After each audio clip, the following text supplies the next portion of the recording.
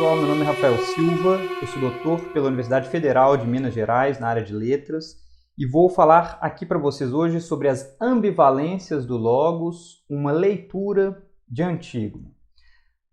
Essa apresentação vai consistir numa leitura da tragédia composta por Sófocles e apresentada provavelmente por volta do ano de 442 de antes da Era Comum, quando Sófocles é escolhido como estratego contra Samos, no âmbito do festival cívico-religioso em homenagem ao deus Dioniso, as grandes Dionísias na cidade de Atenas, dessa que é provavelmente uma das mais célebres tragédias da antiguidade, Antígona.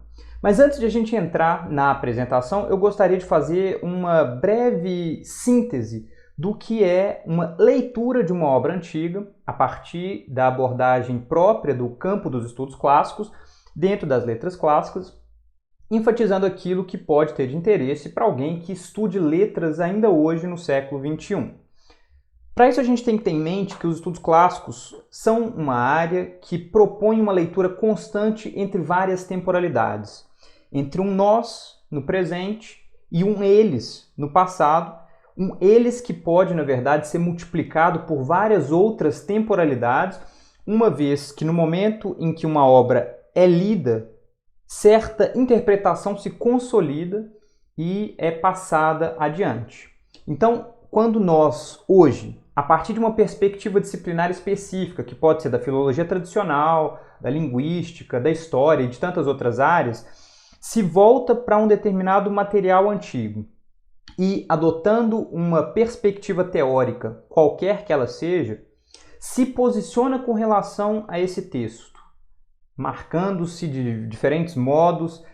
A gente pode pensar a partir de um posicionamento pessoal que tem a ver com um locus social e nos posicionamos com relação a isso. Nós estamos propondo uma interpretação que parte de uma série de pressupostos e esses pressupostos variam ao longo do tempo. Eu vou propor aqui para vocês o que é uma leitura, digamos, relativamente consolidada com base em estudos contemporâneos da área dos estudos clássicos, dessa tragédia Antígona, embora eu vá aludir a outras temporalidades, como, por exemplo, a própria antiguidade, na medida em que a gente vai tentar retornar a esse passado, tentando compreender as especificidades da produção de uma obra como uma tragédia, a sua apresentação pública e outros elementos que dizem respeito ali à composição poética desse material, assim como a sua apropriação em outras temporalidades e as implicações disso para a nossa compreensão da tragédia nos dias de hoje. Então eu gostaria de começar justamente com isso. Como se entende a Antígona enquanto uma figura da nossa tradição literária, mas a gente pode dizer remontando a uma tradição mitológica? Essa é, sem dúvida alguma, uma das mais famosas e influentes tragédias gregas, tal como fica muito claro num estudo da Maria de Fátima Silva, publicado em 2017, que é um estudo monumental, umas 80, 90 páginas, basicamente sobre as releituras, as reescritas de Antígona ao longo da história. E nesse estudo, a Maria de Fátima destaca para nós a influência da Antígona de Sófocles já na própria Atenas clássica, levando a uma espécie de reescrita posterior do fim de Os Sete contra Tebas, uma tragédia de Ésquilo, que os estudiosos apontam ter um fim espúrio, né? Um fim que foi ali um acréscimo posterior, com o objetivo de tentar harmonizar o fim dessa tragédia, Os Sete contra Tebas de Ésquilo, com o que é a Antígona de Sófocles.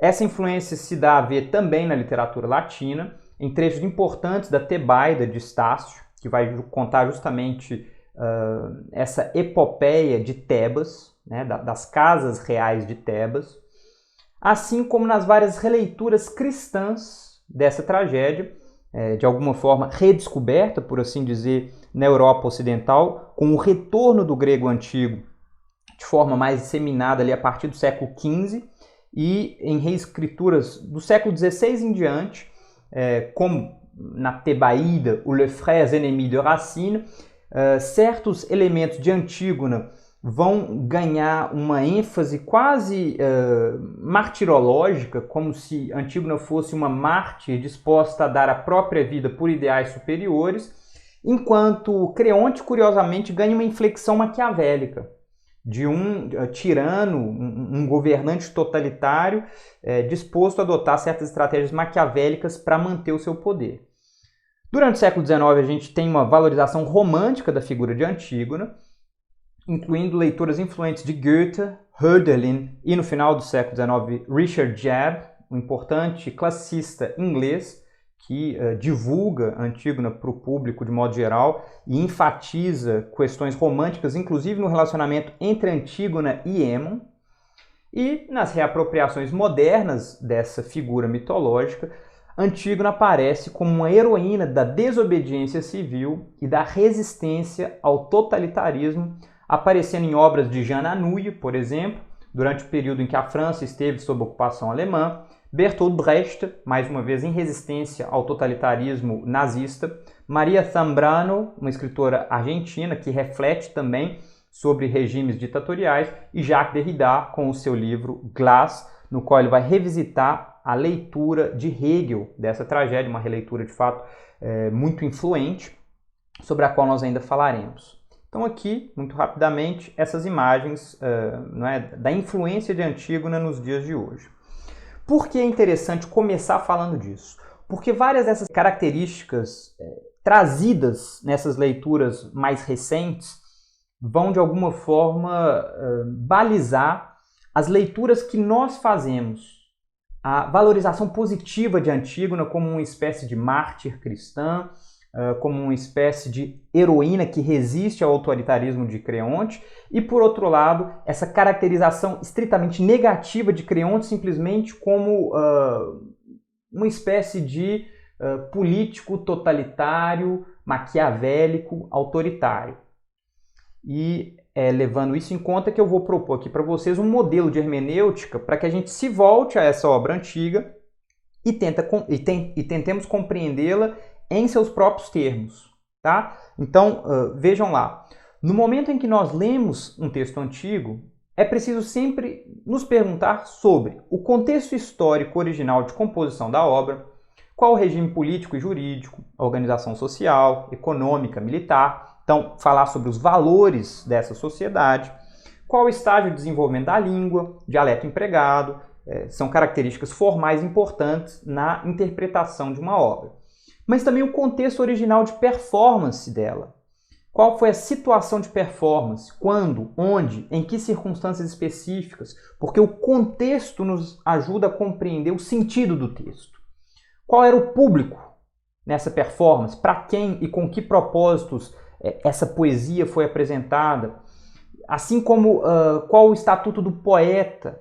Quem eram outros participantes da performance? Qual a situação pessoal do poeta específico, inclusive em termos biográficos?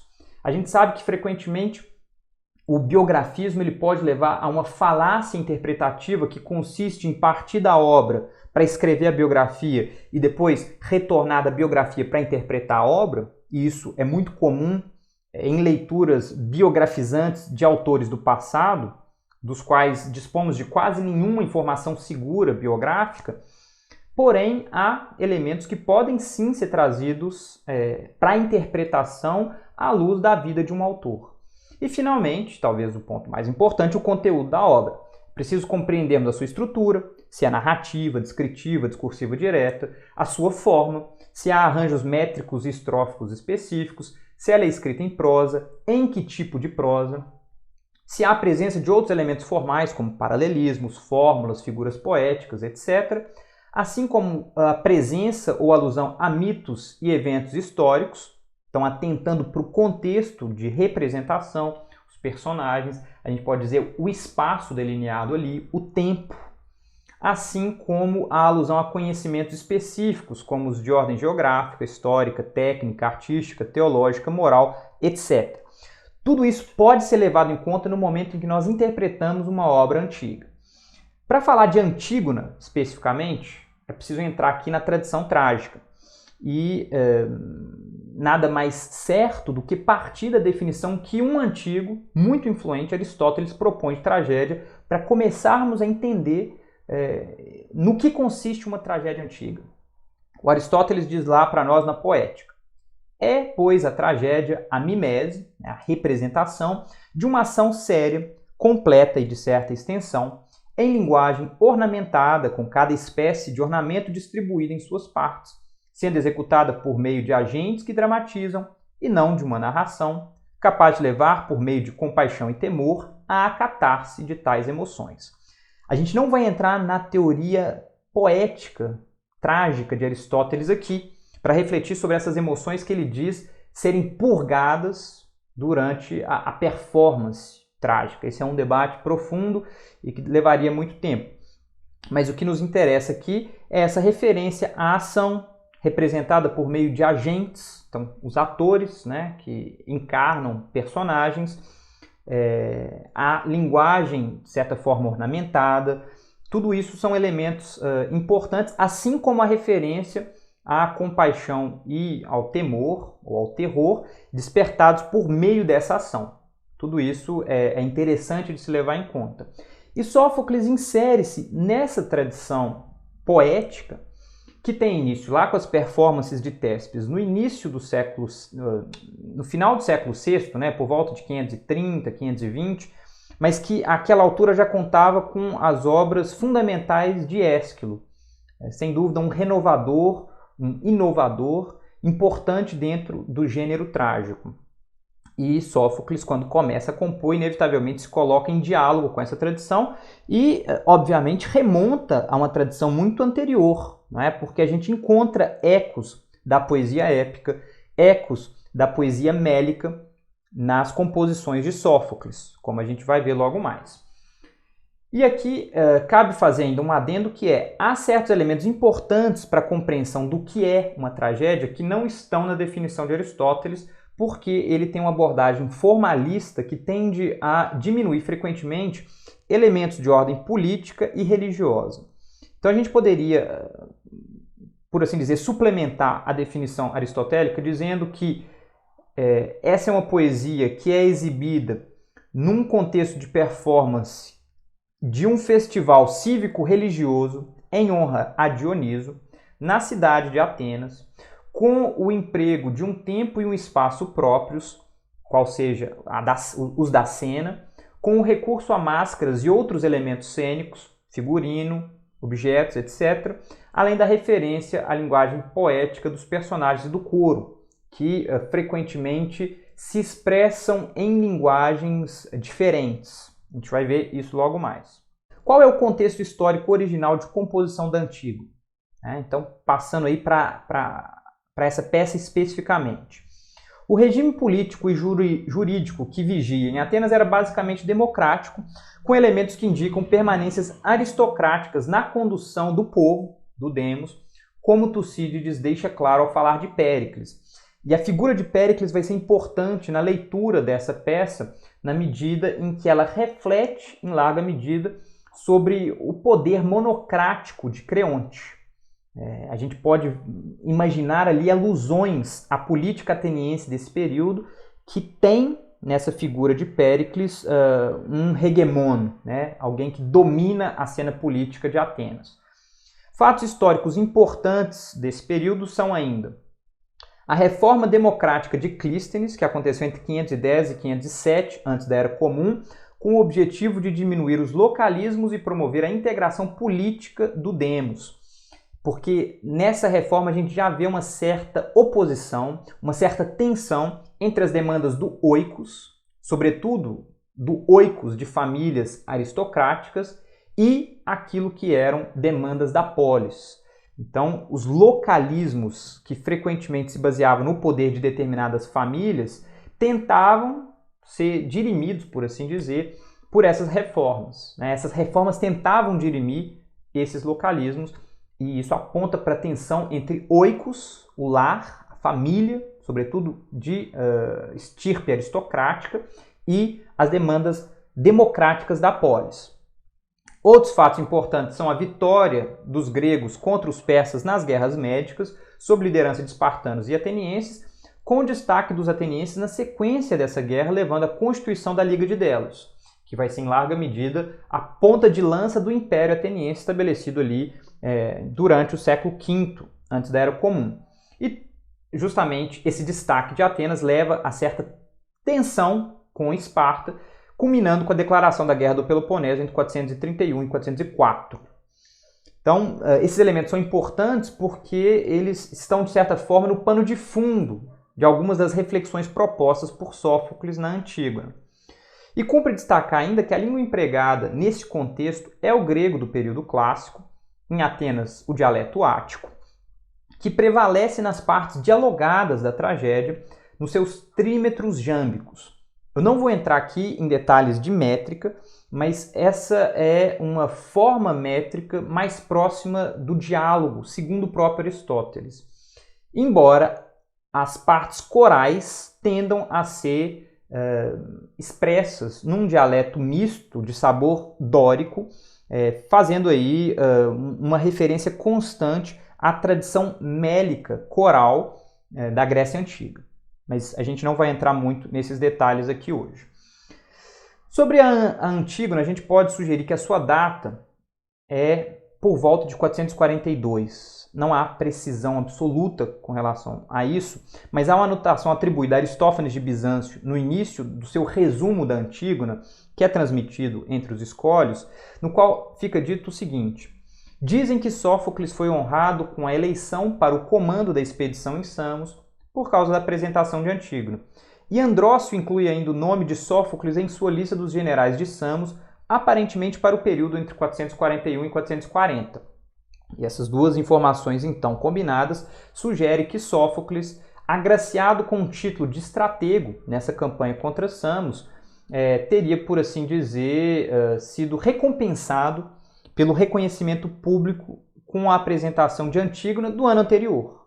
Então, enfim, nada é muito seguro com essa interpretação, tal como, inclusive, questiona o Lewis no artigo de 88, que vai propor uma interpretação alternativa jogando essa data para alguns anos posteriores. Segundo ele, a apresentação de Antígona poderia ter se dado em 438 ou 437, depois da campanha contra Samos, mas em todo caso, o que nos interessa aqui é que esse contexto histórico aponta para uma dominação da política imperialista ateniense, com destaque especial para a atuação de Péricles.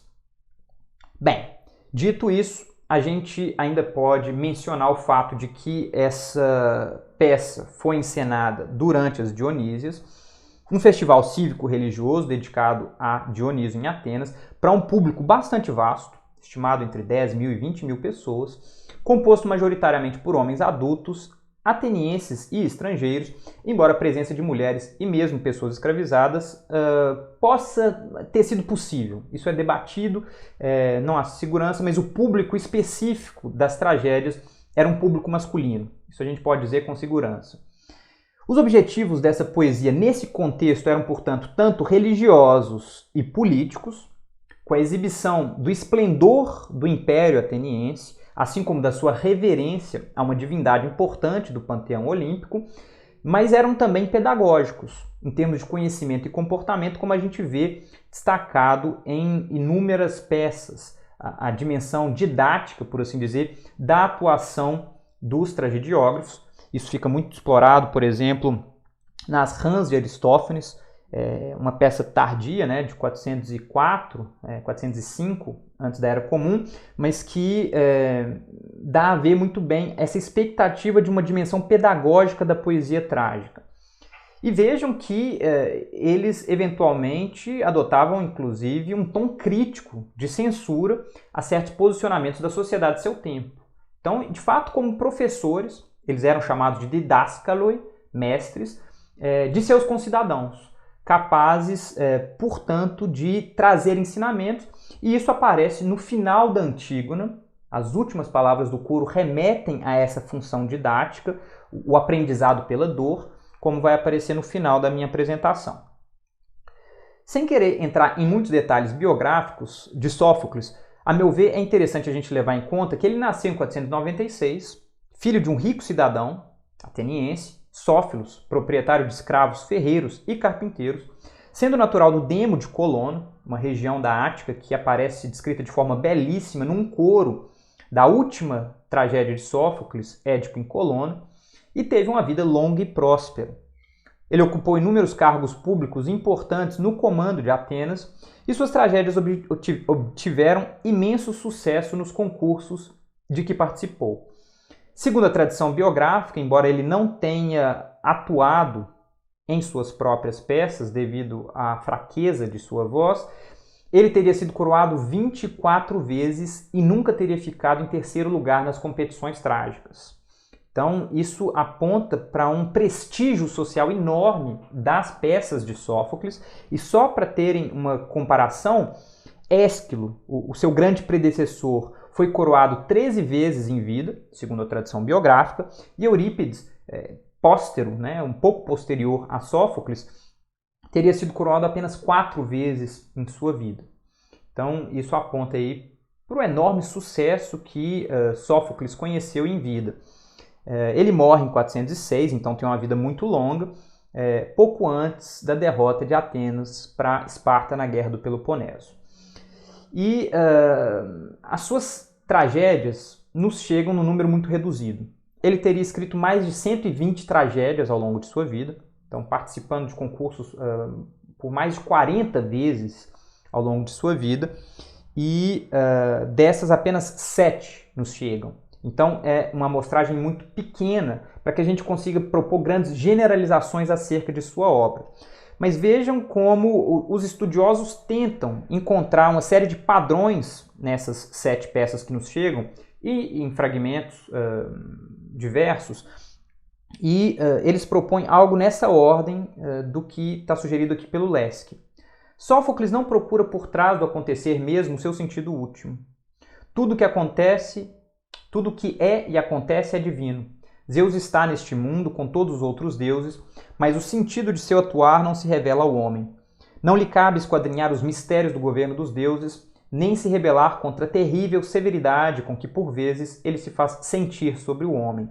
E é explorando essa ideia de uma teodiceia que se faz valer apesar da resistência humana, apesar da incapacidade humana de compreender de que forma essa justiça divina se faz no seu mundo, é que o Bernard Knox, um importante estudioso da obra de Sófocles, no livro chamado Heroic Temper, então a têmpera heróica, vai propor que no enfrentamento dessas forças que não é capaz de compreender que o herói sofocliano trágico se desenha. Eles são decididos, inflexíveis, alheios à persuasão e à escuta, impetuosos, audazes. Esses heróis sofoclianos, segundo Bernard Knox, podem ser caracterizados pelo polissêmico adjetivo grego deinos, terríveis, admiráveis, espantosos. E esse tipo de vocábulo polissêmico, como é o caso de deinos, esse adjetivo, vai ser muito empregado por Sófocles para explorar as ambivalências da linguagem humana na sua tentativa de compreensão de um mundo que permanece opaco, por assim dizer, para a compreensão humana. Bem, dito isso, vejamos como essas questões se aplicam na tragédia Antígona. E para isso vamos ler o início da obra. A gente tem uma cena em que Antígona chama Ismene para fora do palácio, dizendo que quer lhe confidenciar algo de que ela tinha acabado de ficar sabendo. Ela faz uma referência ali aos males da casa de Édipo e na sequência explica o seguinte para sua irmã. Acaso Creonte não designou um de nossos irmãos para as honras fúnebres e o outro para a desonra? Etéocles dizem com justa deliberação de justiça e bom costume sob a terra foi enterrado, honrado entre os mortos. Desgraçadamente, contudo, o corpo morto de Polinices dizem ter sido anunciado aos cidadãos não ser lícito enterrar numa tumba, ou mesmo lamentar, mas sim deixar não chorado e insepulto como doce tesouro para as aves admirarem em seu repasto. Dizem que essas coisas o bom Creonte faz anunciar para ti e para mim, sim, para mim é o que digo, e que vem aqui para dá-las a saber com clareza a quem ainda não as conhece. Dizem também que não brinca no trato da questão, Quem praticar o interdito será condenado à morte por apedrejamento na cidade. Assim estão as coisas para ti, e precisarás mostrar em breve se nasceste nobre, ou mesmo que filha dos nobres, vil. Então, a ação já começa em medias res, com esse decreto, né, essa deliberação de Creonte prenunciada por Antígono, depois vai vir o anúncio oficial, e há ali uma urgência de tomada de posição por parte de Antígona e, de forma mais evidentemente colocada em cena, Ismênio. O pano de fundo mitológico dessa peça, para retomar muito rapidamente, é o drama da família dos Labdácidas. Antígona alude a isso no segundo verso da peça, falando dos males que vêm de Édipo. Essa ideia de um infortúnio familiar que é transmitido de geração após geração. Sem remontar para além de Édipo, o fato é que, tal como aparece lá na peça Édipo Tirano de Sófocles, provavelmente composta alguns anos depois de Antígono, Édipo descobre que na encruzilhada onde ele atravessara muitos anos, ele tinha matado o rei de Tebas, Laio, que era também seu pai, e que depois tinha desposado sua mãe e tido com ela filhos que eram seus irmãos. Então, nessa outra peça de Sófocles, Édipo, que até então era um governante de uma vida muito tranquila, sofre uma série de peripécias em seu destino e, depois de cego, passa a vagar, né? E o poder em Tebas passa a ser compartilhado eventualmente por seus dois filhos, Etéocles e Polinices.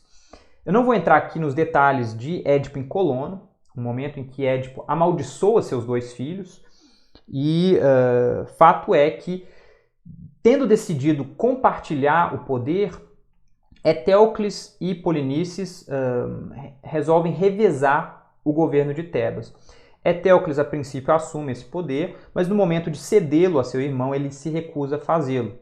Polinices, então, segue como exilado para Argos, onde desposa a princesa e consegue organizar uma expedição para tentar reaver o poder de Tebas. No conflito que se segue entre argivos e tebanos, Etéocles e Polinices se enfrentam e se matam, tal como é representado na peça Os Sete contra Tebas, de Ésquilo. E é nesse contexto que então Creonte decide que Etéocles, morto enquanto defensor da cidade de Tebas, há de ser enterrado e honrado com as honras fúnebres, enquanto Polinices não.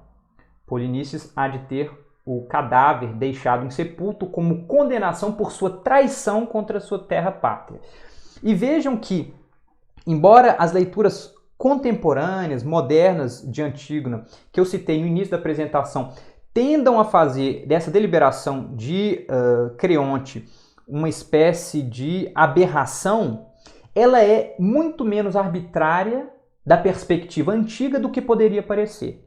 Vejam que o próprio coro de anciãos tebanos reconhece a prerrogativa de Creonte de decidir acerca dos mortos e dos vivos, como fica dito lá nos versos 211 a 214.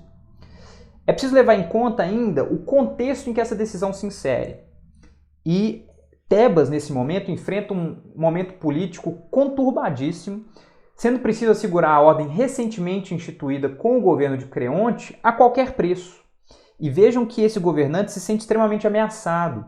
Ele fala de planos, de conspirações que poderiam corromper os cidadãos por meio de promessas de lucro, provavelmente pensando ali em possíveis partidários de Polinices.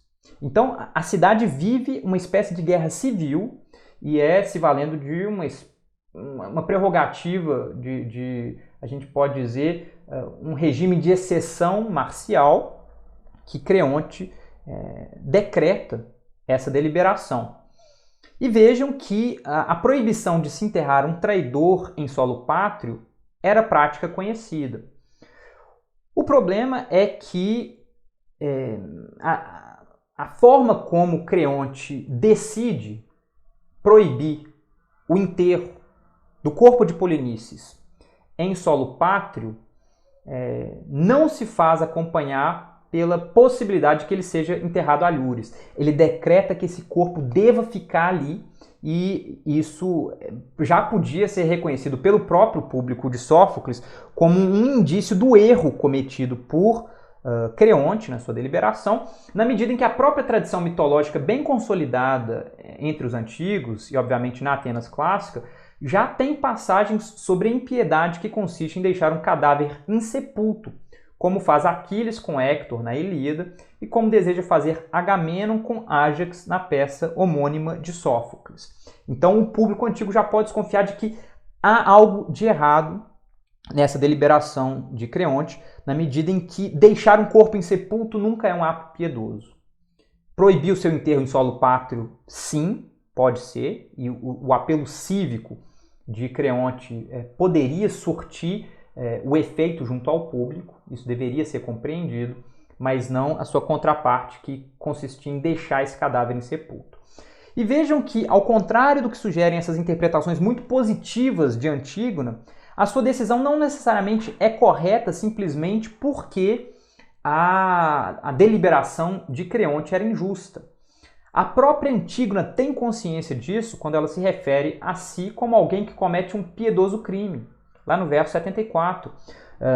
Nos últimos versos que ela vai proclamar, ela inclusive faz alusão à sua reverência, que termina sendo compreendida como profundamente irreverente. Então ela entende que a sua ação infringe uma série de expectativas cidadãs, cívicas, no que diz respeito à manutenção da lei, à manutenção da ordem.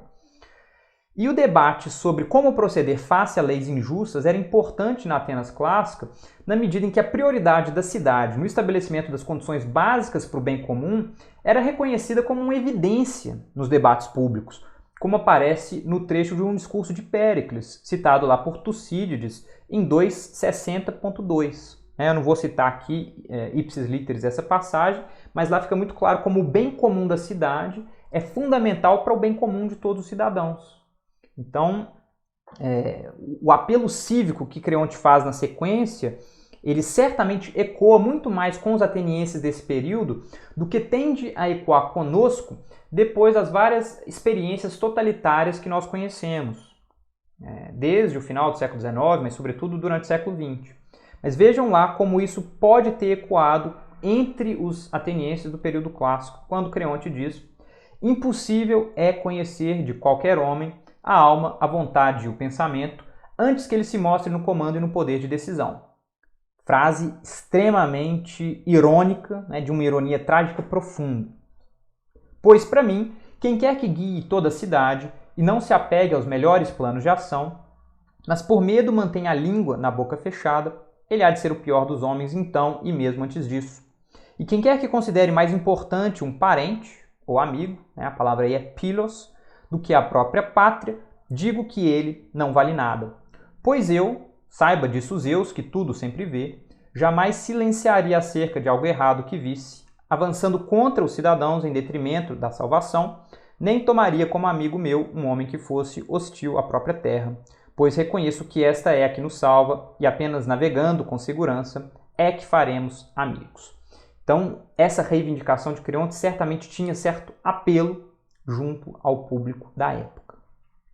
Por outro lado, as honras fúnebres, reivindicadas como um direito, um dever por parte de Antígona, certamente eram, sim, um dever dos familiares. Mas parte da legislação democrática antiga parece ter se preocupado com as implicações políticas aristocráticas desse tipo de evento, inclusive tentando controlar, coibir manifestações muito efusivas de honras funerárias em famílias aristocráticas que tendiam a fazer disso um momento de exaltação de si, de aumento do seu prestígio, da sua influência. O surgimento da oração fúnebre nesse contexto aponta, inclusive, para essa tentativa de controle inclusive da participação de mulheres em ritos fúnebres. Vejam o que diz o Péricles, numa passagem do final da sua oração fúnebre, proclamada no primeiro ano da Guerra do Peloponeso, lá em Atenas. Se tenho que falar também das virtudes femininas, ele diz, dirigindo-me às mulheres agora viúvas, resumirei tudo num breve conselho, será grande a vossa glória se vos mantiverdes fiéis à vossa própria natureza, e grande também será a glória daquelas de quem menos se falar, seja pelas virtudes, seja pelos defeitos. Isso está dito lá pelo Tucídides em 2,45. E um elemento importante a se considerar também é a representação tradicional das mulheres na Atenas clássica. Elas são normalmente representadas como submissas, né? E exemplos sofoclianos desse tipo de representação seriam Ismene, Crisótemis e Tecmessa, todas elas, a princípio, recebidas sem nenhum espanto, né, no seu trato com personagens masculinos, indicando que essa seria a norma esperada em termos de conduta feminina.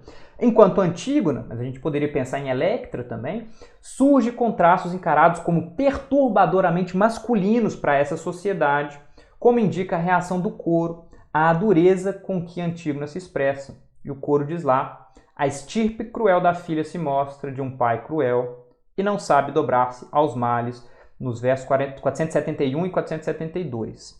Na sequência imediata dessa fala do coro, Antígona aparece descrita por Creonte em termos masculinos, que colocam sua disputa como uma questão de gênero. Creonte diz: se eu ceder a essa mulher, ela será o homem e eu me tornarei mulher. Então, tudo isso enfatiza uma certa dimensão negativa da perspectiva desse público masculino ateniense na caracterização de Antígona. E ela, inclusive, frequentemente se identifica muito mais com familiares do sexo masculino do que com as mulheres de sua família, mostrando, por assim dizer, a sua excepcionalidade, o seu caráter de deinós, não é? De espantoso, de assombroso, que pode ser admirável, mas que provoca um certo temor. Tá?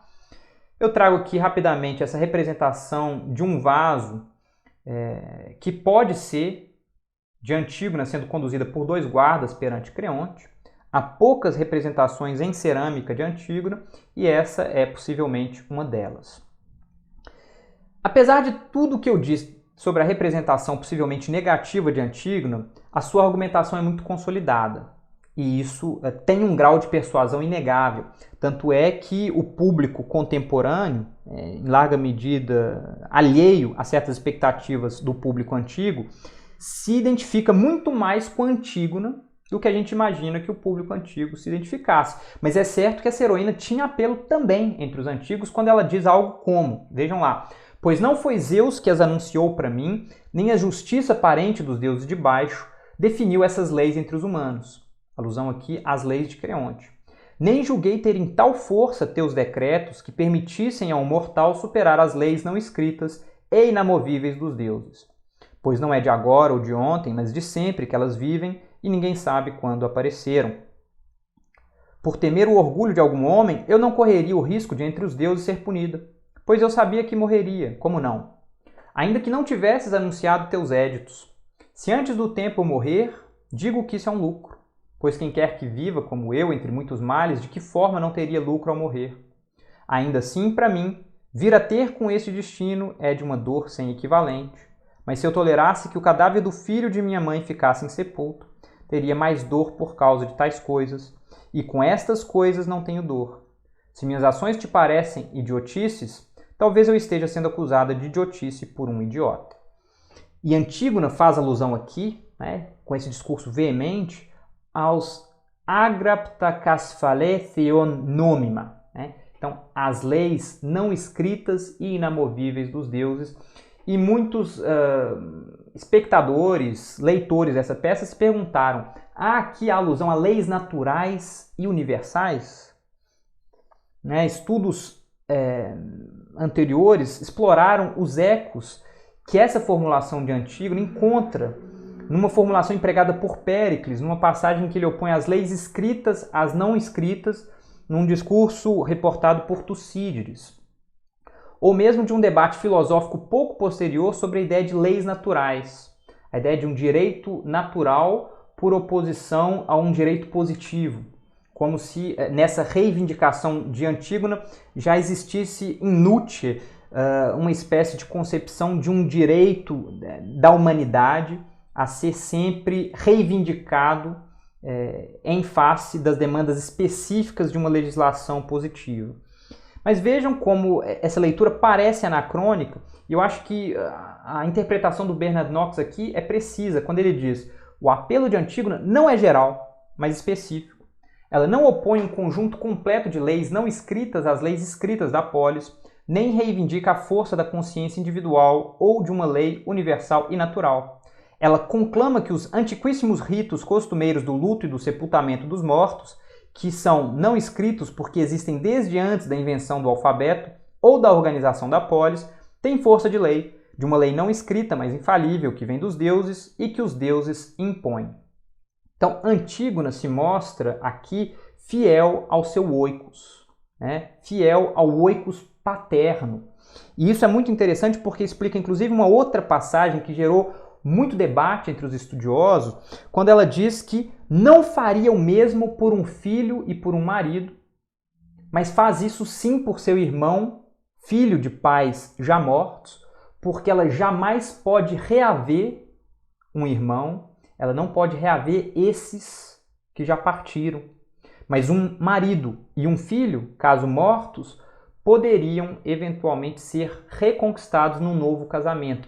Os intérpretes modernos acham simplesmente horrenda essa passagem, tem uma condenação famosa numa carta do Goethe, mas o que me parece interessante é que, para além dos ecos que essa formulação encontra numa passagem de Heródoto, onde uma certa mulher de Intafernes teria recebido do rei Dário a possibilidade de escolher alguém da sua família para ser poupado da pena de morte, e ela escolhe não seu marido, não seu filho, mas um irmão, dizendo basicamente a mesma coisa, né, que é replicada aqui por Antígona, parece haver uma valorização do oikos paterno em detrimento do oikos do marido. E vejam como a Sarah Pomeroy justifica isso. Ela diz: no contexto da Atenas clássica, a escolha de Antígona é compreensível. Mães não podiam se ligar a seus filhos como a mãe ideal de hoje faz. O elevado índice de mortalidade infantil parece ter desencorajado a formação de laços estreitos entre mães e filhos. Além disso, a autoridade patriarcal garantia que a criança pertencia ao pai, não à mãe. Era ele quem decidia se uma criança deveria ser educada, assim como era ele quem a mantinha após a dissolução do casamento, enquanto a mulher retornava para a guarda de seu pai ou, caso ele estivesse morto, seu irmão. Assim sendo, a relação entre irmão e irmã era muito preciosa. Então, vejam como, ao longo de toda essa peça, Antígona se mantém com uma caracterização que, da perspectiva antiga, é ambígua. Tá? Em momento nenhum, o coro elogia a ação de Antígona, e mesmo quando Tiresias acusa a impiedade de Creonte no final da peça, a jovem não é mencionada de forma positiva. O único personagem que a defende de forma pública é seu noivo Haemon, e mesmo que ele mencione um pretenso rumor público sobre a excelência de Antígona, Creonte e o coro parecem atribuir o posicionamento e, portanto, as palavras do garoto à influência de Eros, à influência do seu desejo sexual pela sua futura mulher. E nessa representação algo ambígua da figura de Antígona, Sófocles parece manter a problematização da ideia de que infringir uma lei injusta seja algo justo.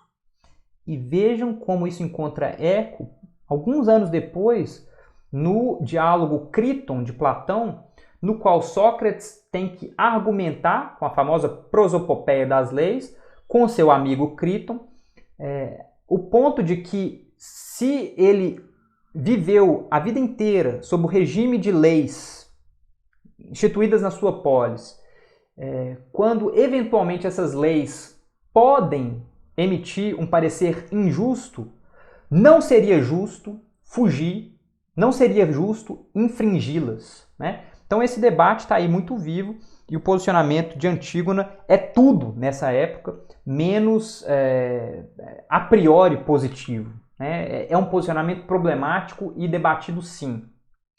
Mas vejam como a representação de Creonte consegue ser ainda mais negativa do que a de Antígona. Porque se a princípio ele tem ali um argumento que pode ter soado de forma persuasiva junto à parte do público, aquele seu primeiro erro detectável na decisão de manter insepulto o cadáver de um traidor e não de simplesmente enviá-lo para fora da pátria, vai levando Creonte a atos cada vez mais extremos. Na sequência da ação, ele precisa responder a 3 ordens principais de desafio argumentativo: contra Antígona, contra Haemon e contra Tiresias. Contra Antígona são argumentos ali que a gente poderia dizer de ordem legal, né? Ela frequentemente reivindicando a capacidade de Creonte de legislar sobre aquele assunto. Haemon coloca um desafio de ordem política, dizendo que Creonte não tem o apoio da população de Tebas, e é nesse momento que o discurso de Creonte fica muito tirânico, revela traços cada vez mais tirânicos. E contra Tiresias são argumentos de ordem religiosa que, por assim dizer, terminam o debate, e Creonte eventualmente é obrigado a ceder na sequência desse embate contra Tiresias. Então vejam como nessa representação negativa, cada vez mais negativa de Creonte, há uma denúncia, por assim dizer, dos limites das pretensões ao poder absoluto. E vejam o que o Goldhill fala sobre o trabalho vocabular empreendido por Creonte na sua tentativa de impor o seu poder de forma monocrática e de ver essa tentativa de imposição fadada ao fracasso. O Goldhill diz: Creonte adapta o vocabulário da família à ordem da cidade num único modelo hierárquico que marca ele mesmo a separação impossível desses vocabulários da organização cívica e do lar. Mas essa sistematização é desafiada pelos desastres de sua própria casa. As opiniões da cidade permanecem como um murmúrio incerto ao fundo, enquanto a casa de Creonte ameaça imitar seu duplo aterrorizante e caótico, a casa de Édipo, com a queda de Creonte de sua posição segura de governante, pai, figura de conhecimento. Eu trago aqui rapidamente uma outra imagem que talvez represente Antígona, né, a peça, na medida em que Tiresias, conduzido por um garoto perante um rei, esse rei pode ser Creonte. Então eu achei que seria interessante trazer também essa representação aqui desse último dos embates representados em Antígona. E uma pergunta que poderia ficar então é: Antígona, tragédia de quem? E os intérpretes, de fato, debatem muito ativamente isso, se essa seria uma tragédia díptica, né, ao modo de Ájax, que se divide ali entre Ájax e Teucro, cada um com uma metade dessa peça, ao modo das Traquínias, dividida entre Dejanira e Héracles, da mesma forma, e essa é uma sugestão defendida pelo Carter, mas há outros que defendem que a heroína dessa tragédia seria Antígona, né? Como faz o Jebb e, de certa forma, o próprio Bernard Knox. Mas há ainda os intérpretes que tentam sugerir que essa peça seria sobre o erro trágico de Creonte, como propõem as análises textuais de Nussbaum. Então, lendo a Poética de Aristóteles e interpretando aí a ideia de que o erro trágico ele é cometido por Creonte, e também as análises performáticas de Mark Ringer, que vai tentar distribuir os papéis da peça pelos atores e compreender que o ator central é aquele que desempenha o papel de Creonte, que basicamente atravessa toda a peça em cena, né? Apesar do interesse crítico de uma questão como essa, ela me parece mal colocada em termos históricos.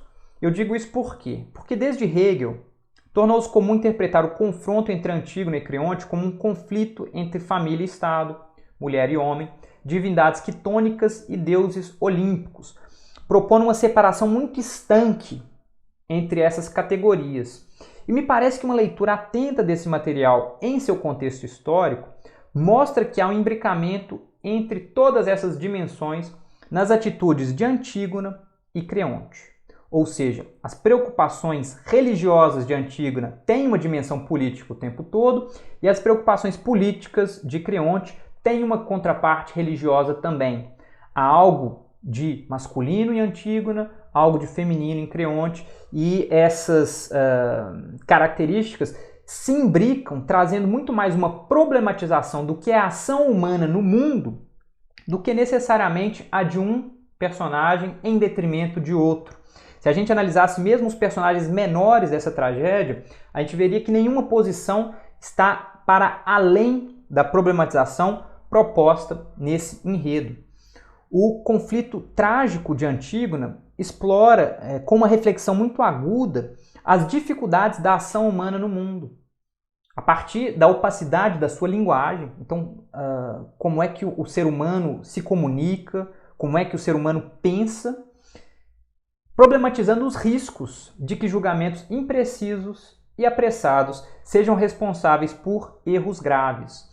E é nesse sentido que Sófocles vai explorar determinados termos como nomos, lei, né, ou costume, philos, amigo ou parente, erthros, inimigo cívico ou inimigo pessoal, kerdos, lucro financeiro ou ganho moral, deinos, enquanto maravilha ou espanto, de forma muito produtiva, mostrando que a mesma ordem de argumentação pode ser reivindicada por diferentes pessoas para defender ações diametralmente opostas, como é o caso de Antígona e Creonte. Eu não vou ler essa citação aqui do Vernon, que explora essa ideia da ambivalência da linguagem na cena trágica, mas, por uma questão de tempo, vou direto ao ponto, dizendo então que ambos, Antígona e Creonte, tomam atitudes extremas e tentam impor seus posicionamentos a qualquer custo.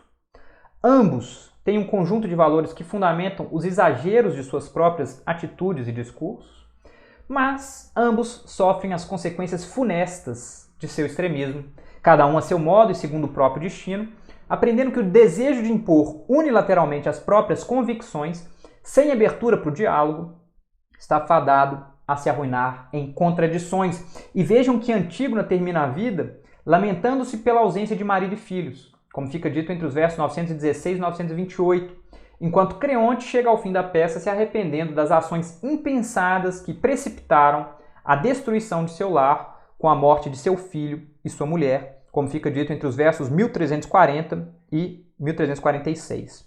Então vejam como, na minha leitura, Antígona consiste numa reflexão sobre a condição do ser humano no mundo. Sófocles, a meu ver, propõe uma das mais agudas meditações sobre a existência humana, defendendo a importância de se ter prudência na tomada de decisões e na reflexão constante acerca de seus resultados. Eu destaco aqui as palavras finais do coro, para que vocês vejam como essa dimensão didática, pedagógica, essa reflexão sobre a prudência, no final das contas, se estabelece, ainda que não como uma palavra final determinando como agir sempre, né? Não é aí uma conclamação a determinados princípios que devam ser sempre impostos, não. É antes um chamado à prudência. E o coro diz o seguinte, vocês têm aí a tradução na tela, eu vou ler o texto grego, né, com a métrica dos anapestos pronunciados pelo coro, quando ele diz Polotophroneineu daimonias proton hypare credeta gestus medenasete megaloide logoi megalas plegas ton hyperauhon apoteis santes gerai tophroneine didaxan. Então, é com essa leitura da peça Antígona, de forma contrastiva entre algumas interpretações que vigiram nos dias de hoje e que são hegemônicas e que têm sua razão de ser, né, de uma Antígona que luta contra o autoritarismo, que pratica a desobediência civil, e, por outro lado, as leituras antigas, né, me parece, a leitura do que essa peça pode ter representado na antiguidade, é que eu gostaria de encerrar aqui hoje, mostrando muito rapidamente para vocês a bibliografia em que eu me baseei e agradecendo pela atenção. Eu me coloco aí à disposição para responder perguntas depois. Um forte abraço e muito obrigado!